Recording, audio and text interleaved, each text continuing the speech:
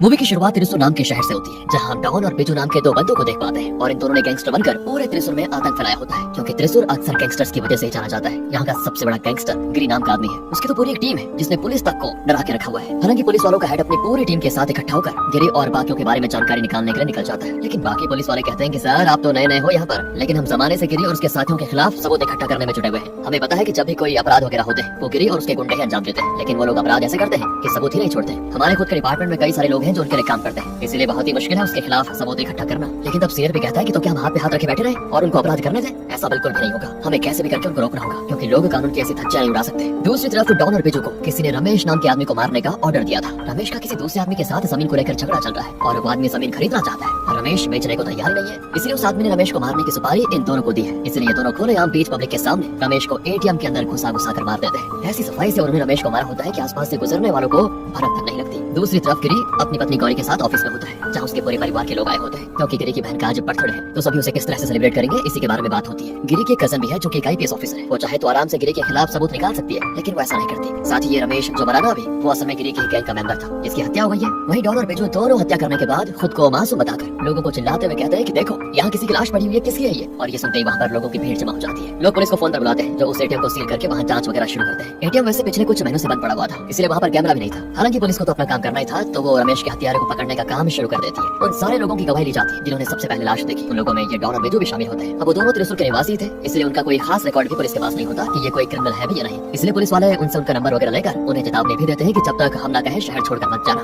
दोनों भी हमें जवाब देकर चले जाते हैं। अब दोस्तों एक हत्या करके वो दोनों काफी ज्यादा खुश थे कि त्रिशूर शहर में सबसे पहला कांड तो हमने कर दिखाया। ये तो सिर्फ शुरुआत है, अभी तो और भी कांड होने बाकी है। इसके बाद वो दोनों मॉल में आते हैं और कपड़े वगैरह चेंज करके अपना हुलिया बदल लेते हैं, ताकि जल्दी कोई उनको पहचान न पाए। वहाँ पर आने के बाद उन्हें मॉल में गौरी दिखाई देती है, जो सामान खरीदने वहाँ पर आई थी। डॉन की नजर जैसे उस पर पड़ती है ना, तो वो उसे बड़ी गंदी नजरों से देखता है और जानबूझकर गौरी के पास से गुजरकर उसे छूने की कोशिश करता है। दोस्तों इस चीज को देखकर गौरी को इतना गुस्सा आता है कि वो थप्पड़ मार देती है उसे। इसके बाद वो वहाँ से जाने लगती है, लेकिन इन दोनों को क्या पता था कि त्रिशूर में आने के बाद इन्होंने सबसे बड़े गैंगस्टर की पत्नी के साथ ऐसी हरकत कर दी। अब कहीं इस वजह से इनका करियर शुरू होने से पहले खत्म न हो जाए। अब गौरी जैसे परेशान होकर मॉल से जाती है, गिरी वहाँ पर पहुंचाता है और उसे परेशान देखकर कहता है कि क्या वो सब ठीक तो है ना, परेशान क्यों दिखाई दे रही हो? तब गौरी उसको सारी बात बताती है। ये सुनकर तो गिरी का गुस्सा बिल्कुल सातों आसमान पर पहुंच जाता है कि आखिर उसकी इतनी हिम्मत मेरी पत्नी को छुए, और वो गुस्से में डॉन और बिजू को मार मार कर उनकी हालत खराब कर देता है। इतना ही नहीं, डॉन ने जिस हाथ से गौरी को छुआ था, गिरी उसका वो हाथ ही तोड़ देता है। इसके बाद वो आराम से गौरी के साथ वहाँ से चला जाता है। अब गिरी को तो लग रहा था कि ये मैटर यहीं पर खत्म हो गया, लेकिन उसे क्या पता था कि उसकी इस हरकत से गिरी को बड़ी मुसीबत होने वाली है। अगले सीन में यहाँ पर रमेश का अंतिम संस्कार किया जाता है, जिसमें गिरी भी शामिल होता है। रमेश का एक बड़ा भाई भी है, जो सभी से ये कह रहा होता है कि रमेश बहुत ही अच्छा इंसान था, काफी अच्छे पैसे थे इसके पास, जरूर पैसों के लिए मेरे भाई को किसी ने मार गिराया। बेचारे ने शादी तक नहीं की थी, अकेला जिंदगी गुजार रहा था, खत्म हो गई बेचारे की जिंदगी। दूसरी तरफ दोस्तों डॉन और बिजू हॉस्पिटल में आते हैं, क्योंकि गिरी से मार खाने के बाद उन्हें एडमिट होना पड़ा था। तभी वहाँ पर दो बंदे आते हैं। इन दोनों ने ही डॉन और बिजू को रमेश को मारने की सुपारी दी थी। असल में दोस्तों ये दोनों रमेश के बड़े भाई के बेटे हैं। रमेश अकेला था, उसके पास काफी ज्यादा संपत्ति थी, जो उसके मरने के बाद उसके बड़े भाई के पास जाएगी, और एक बार ये दोनों भाइयों के पिता को वो संपत्ति मिल गई तो बस ये दोनों अपने पिता को भी मरवा देंगे। इतने खतरनाक है ये, ताकि सारी संपत्ति दोनों के नाम हो जाए। इसलिए इन्होंने डॉन और बिजू को 10 लाख रुपए दिए थे रमेश को मारने के लिए, जो काम उन्होंने सच में कर दिया। अब इन दोनों ने वैसे अपना काम तो कर दिया था, लेकिन गिरी की मार उनके मन से जाती नहीं। जब भी वो आंख बंद करते हैं तो उन्हें गिरी का चेहरा दिखाई देता है। इसीलिए दोनों डिसाइड करते हैं कि हम गिरी की जिंदगी नरक से भी बदतर बना देंगे, ताकि कभी हमारे साथ वो आंख उठाकर भी न देखे। अब गिरी से बदला लेने के लिए सबसे पहले तो दोनों उसका घर ढूंढते हैं कि असल में वो रह कहाँ रहा है। ज्यादा मेहनत नहीं करनी पड़ती उनको, और उन्हें गिरी का घर मिल जाता है। इसलिए यहाँ से दोनों अब उन पर नजर रखना शुरू कर देते हैं। दोपहर के टाइम गिरी कुछ जरूरी काम से बाहर गया हुआ था और घर में गौरी अकेली होती है। इसी मौके का फायदा उठाकर ये दोनों घर में घुस आते हैं और गौरी को पकड़कर उसकी ही साड़ी से उसका हाथ बांध देते हैं। डॉन कहता है कि क्या है ना, तेरे पति ने हमारे ऊपर हाथ उठाकर बहुत बड़ी गलती कर दी है, हमसे पंगा लेने का अंजाम क्या होता है आज उसको पता चलेगा, तुम देखना अपनी आंखों से। इसके बाद वो दोनों मिलकर गौरी के साथ सारी गलत हरकतें करते हैं। बेचारी गौरी मदद के लिए चिल्ला रही होती है, लेकिन घर में कोई मौजूद ही नहीं होता। और जब थोड़ी देर के बाद गिरी घर आता है, उसको सदमा लग जाता है कि आखिर ये सब क्या हो गया। गौरी उसे बता देती है कि वही मॉल वाले लड़के आए थे जिन्होंने मेरे साथ ऐसा किया है, और आज पहली बार था जब गिरी से किसी ने पंगा लिया था, यहाँ तक कि उसकी वाइफ के साथ यह हरकतें कर दी, वरना इससे पहले तो लोग उसके नाम से डरते थे। और आज तो गिरी की माँ भी उसे कहती थी कि बेटा उन लोगों ने जो किया है ना, उसके लिए उन्हें आसान मौत मत देना, तड़पा तड़पा कर मारना उनको, ऐसी हालत करना कि मरने के बाद भी मरे ना। गिरी की आंखों में भी गुस्से से उबलते हुए खून को साफ देखा जा सकता था कि अब वो उनको छोड़ेगा नहीं। दोस्तों गिरी अपने सारे साथियों को डॉन और बिजू को पकड़ने में लगा देता है। गिरी ने तो सभी से कह दिया था कि ये बात पुलिस तक नहीं जानी चाहिए, मैं नहीं चाहता कि पुलिस उन दोनों को पकड़कर सिर्फ जेल में डाले, मैं अपने हाथों से उन दोनों का खात्मा करना चाहता हूँ। और फिर पूरे शहर के अंदर जितने भी लोग गिरी की गैंग से जुड़े हुए थे, वो सभी डॉन और बिजू को पकड़ने में लग जाते हैं। उन्हीं लोगों में पुलिस का खबरी भी दोस्तों गिरी की गैंग में शामिल है, तो उससे होता यह है कि पुलिस वालों को इस चीज की खबर लग जाती है। इसलिए सीनियर पुलिस ऑफिसर सभी पुलिस वालों से कहता है कि ध्यान से सुनो, बिजू और डॉन को हमें गिरी के उन गुंडों से पकड़ने से पहले पकड़ना होगा। इसलिए वो सभी भी उन दोनों को ढूंढने में लग जाते हैं। दूसरी तरफ काफी मशक्कत करने के बाद गिरी के साथियों को पता चल जाता है कि रमेश को भी उन्हीं दोनों ने मार गिराया था। साथ ही डॉन के गांव का एड्रेस भी मिल जाता है, लेकिन बिजू का कोई अता पता नहीं होता। इसलिए गिरी के साथी डॉन के गांव पहुंच जाते हैं और वहां कर उसके पिता को ही उठाकर लेकर जाते हैं। डॉन के पिता भी हैरान कि आखिर ये सब लोग हैं कौन और मेरे साथ करने क्या वाले हैं। तब वो लोग उन्हें बता देते हैं कि तुम्हारे बेटे ने क्या क्या कांड किया है और वो भी किस बंदे के साथ किया है। ये सुनकर बेचारे डॉन के पिता भी हैरान, कहते हैं मैंने तो अपने बेटे को शहर काम करने के लिए भेजा था, न जाने मुझे क्या कर रहा है। और उन्हें भी पता नहीं होता कि डॉन अभी कहाँ हो सकता है, लेकिन उनके जरिए डॉन का पता लगाया जा सकता था। इसलिए गिरी के साथ ही डॉन के पिता के मोबाइल से डॉन को फोन लगाते हैं, जहाँ गिरी का भाई देवा फोन पर ही डॉन के पिता को मार देवे उनकी चीखें डॉन को सुनाता है और कहता है कि अभी तो सिर्फ मारा है, जल्दी नहीं आया तो जान से मारने में भी देरी नहीं लगेगी, क्योंकि तूने जिससे पंगा लिया है ना तो कब्र में भी क्यों ना चले जाए, गिरी तुझे वहाँ से भी खोद कर बाहर निकाल देगा, ज्यादा टाइम नहीं है तेरे पास, जल्दी अपने बाप को बचाना है तो पहुंच जाया। ये सुनकर डॉन एकदम से गुस्से में हो जाता है कि देवा की इतनी हिम्मत कैसे हुई कि मेरे पिता को मारे, दुश्मनी मेरे से थी तो मेरे पिता को बीच में क्यों लाया, नहीं छोड़ूंगा इसे, अब मैं भी गिरी के सारे करीबी को मार डालूंगा। इसके बाद तो वो और बिजू दोनों अपना फोन फेंक देते हैं ताकि फोन ट्रेस ही ना हो पाए। अब रात को देवा आराम से सो रहा होता है क्योंकि उसे ये लगता है कि डॉन अपने पिता को बचाने इस तरह आएगा तो हम उसको पकड़ लेंगे। उस समय उसकी ये बात सच भी होती है। डॉन बिजू के साथ देवा के घर तो आ जाता है, लेकिन डरते हुए नहीं बल्कि डराने के लिए। वो सोए में देवा का फायदा उठाकर उसे चेन की मदद से बेड से बांध देता है और थप्पड़ मार मार कर उसको जगाते हुए कहता है कि मैंने कहा था ना मेरे मैटर के बीच में मेरे पिता को नहीं लाना चाहिए था, अब तो अंजाम भुगतेगा। इतना कहकर वो देवा को शूट करके मार देता है। और फिर क्या था, इस चीज की खबर जैसे ही गिरी को लगती है वो तुरंत देवा से मिलने जाता है जो कि मर चुका था। गिरी को तो समझ नहीं आता कि आखिर दो कौड़ी के लफंगों में इतना दम कहां से आ गया कि मेरी पत्नी के साथ ऐसा काम करे, उसके बाद मेरे भाई तक को मार दे। गिरी दोस्तों ये सोच सोच कर पागल हो जाता है कि अब मैं कैसे भी करके उन दोनों को अपने कब्जे में लेना चाहता हूँ, उन्हें मारूंगा नहीं, ऐसा मारूंगा कि बस देवा के मरने की खबर मीडिया तक चली जाती है। इसीलिए ऑफिशियली तौर पर पुलिस भी अब इस केस में इन्वॉल्व हो जाती है। वो लोग भी डॉन और बिजू को पकड़ना चाह रहे होते हैं और पब्लिक तो इस चीज से बड़ी खुश होती है कि चाहे कोई भी हो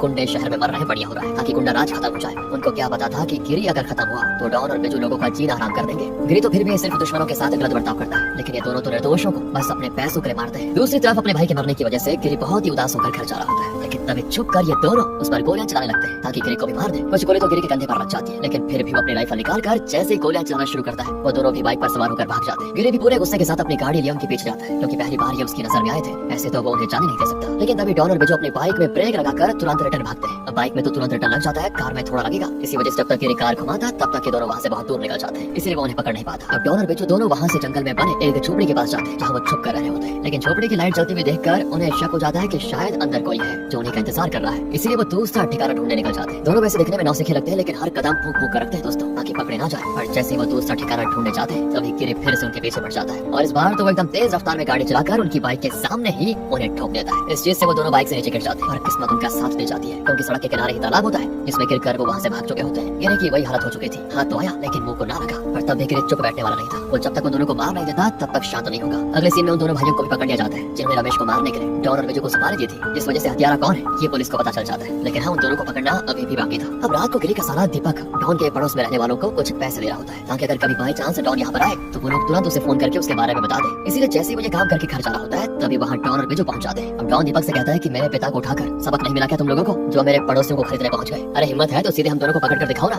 दूसरों का सहारा लेने की क्या जरूरत है। इतना कहने के बाद डॉन कई बार चाकू की मदद से दीपक पर हमला कर देता है। इसके बाद वो दीपक के फोन से गुस्सा दिलाने के लिए गिरी को कॉल करता है और उसे कहता है कि तेरा साला जिंदगी और मौत के बीच लटक रहा है, अब उसे बचा सकता है तो बचा ले। गिरी तुरंत ही दीपक को बचाने पहुंच जाता है और किस्मत से सही टाइम पर वो पहुंच भी जाता है। इसीलिए दीपक को हॉस्पिटल में एडमिट करने के बाद डॉक्टर कहते हैं कि दीपक खतरे से बाहर है। तब पूरे परिवार वालों की जान में जान आती है। अब पुलिस वाले गिरी के पास आकर कहते हैं कि देखो हम डॉन और बिजू के पीछे लगे हुए हैं, हमारी पूरी एक टीम इस पर काम कर रही है, इसलिए प्लीज तुम लोग पीछे हट जाओ और कानून को अपने हाथ में मत लो। और गिरी कहता है कि तुम्हारी टीम तो कब से काम कर रही है, उसके बावजूद भी मेरा भाई मर गया, मेरे साले के ऊपर जानलेवा हमला हुआ, अब क्या अपने पूरे परिवार को मरने दूं, उसका इंतजार करूं। एक बार वो दोनों मेरे हाथ लग गया ना तो उन्हें जिंदा नहीं छोड़ूंगा, ये बात याद रखना। पुलिस वाले भी ये सुनकर खामोश हो जाते हैं क्योंकि उनके पास कोई सुराग ही नहीं था। इधर सारे लोग परेशान थे, लेकिन डॉन और बिजू तो रुकने का नाम ही नहीं लेते। अब तो उन्होंने गिरी की माँ को अपना अगला टारगेट बना लिया होता है। गिरी की माँ जैसे हॉस्पिटल की लिफ्ट में होती है उसके अंदर वो दोनों पहुंच जाते हैं, वो भी बुर्का पहनकर, और गिरी की माँ पर भी चाकुओं से हमला कर देते हैं, लेकिन किस्मत से उन्हें भी बचा लिया जाता है। गिरी की हालत खराब, उसे समझ नहीं आता कि करे तो करे क्या, कैसे ढूंढे उन दोनों को, क्योंकि अगर जल्दी कुछ ना किया गया तो पूरा परिवार खत्म हो जाएगा। तभी उसका दोस्त उसको फोन करके कहता है कि डॉन और बिजू ने सरेंडर कर दिया है, वो भी पुलिस के सामने, अभी वो दोनों जेल के अंदर है। ये सुनते गिरी तुरंत पुलिस स्टेशन आता है जहाँ सच में दोनों जेल के अंदर मौजूद होते हैं। अब गिरी का तो मन कर रहा था कि जेल के अंदर घुसकर दोनों को अभी खत्म कर दूं, लेकिन पुलिस वाले उससे कहते हैं कि देखो अब टेंशन लेने की जरूरत ही नहीं है, हमने इतने चार्जेस लगाए हैं कि कभी दोनों बाहर नहीं आ पाएंगे। और दोस्तों यही तो था दोनों का प्लान। उन्हें पता था कि एक बार वो खुद को पुलिस के हवाले कर दे तो पुलिस कानून के हिसाब से उनको सजा देगी और गिरी और उसके साथियों से बचाएगी भी पुलिस।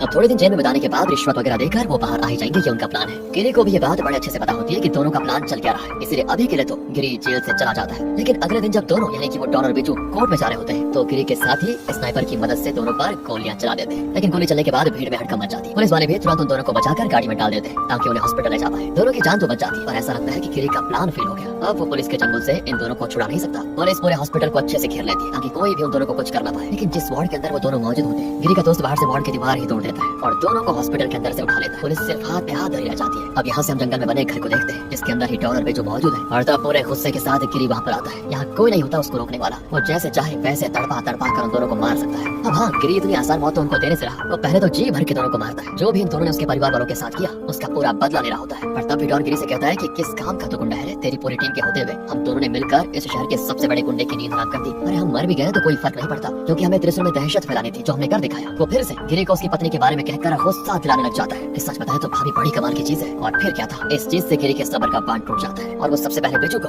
उसके बाद डॉन को बॉम्ब लगाकर चिथड़े उड़ा देता है। उनके बड़ी भयानक मौत होती है दोनों की। आखिरकार गिरी ने अपना बदला ले लिया था और उसने ये भी बता दिया था कि त्रिशूल का असली गुंडा कौन है। इसी के यानी मिक्स फीलिंग के साथ दोस्तों ये मूवी यहाँ पर खत्म होती है।